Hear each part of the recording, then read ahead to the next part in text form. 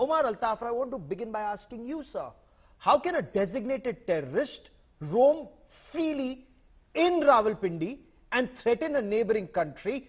Sir, does this not completely expose Pakistan's actions on terror? Gaurav, I'm not sure whether Syed Salahuddin was roaming around in Rawalpindi or not, but obviously this could be some part of Pakistan. I cannot deny that. But you also need to be clear there are people in your country Sir, we are who not talking about threaten our country, we are talking about threaten Pakistan. Pakistan. Sir, my request to you at the beginning of this bulletin is, kindly do not talk about India. I have two guests who will do that. My request to you is, and because we are inviting you from Pakistan, give us Pakistan's perspective on what's happening in Pakistan.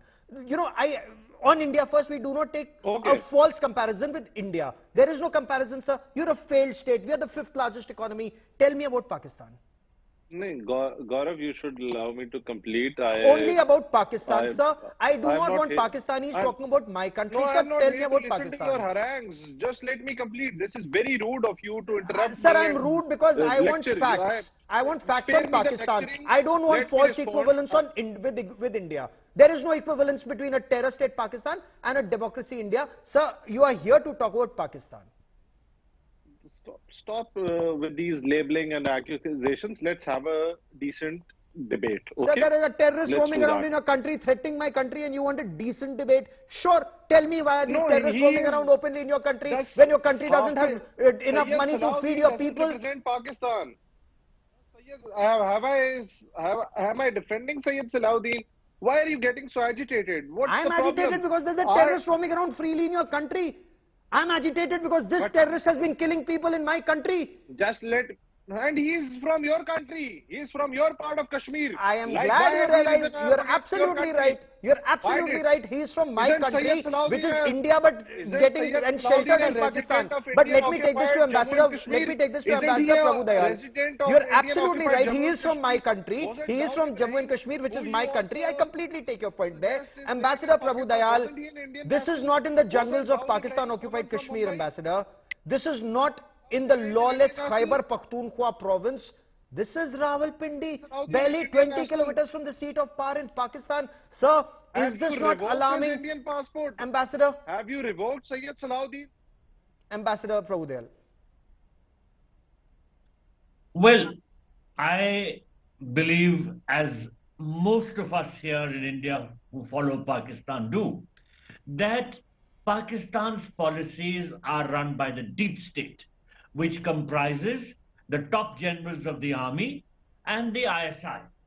And this deep state has an avowed policy of wanting to bleed India by 1,000 cuts, for which they have this nefarious nexus with the mullahs. And they encourage terrorism because they want to pursue a policy of state-sponsored terrorism vis-a-vis India.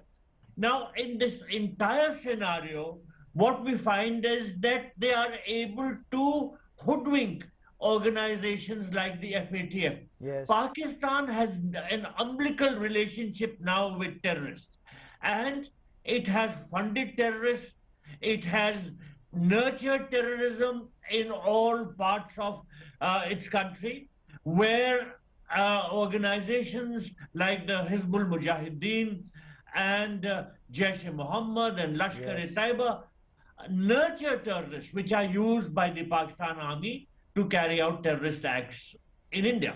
Now, how did Pakistan hoodwink the FATF? I think this was a mistake on the part of the FATF. Oh, absolutely. Because the reality is that all these terrorists are roaming freely. There is no check on them. And Pakistan is spending a lot of money on financing terrorism.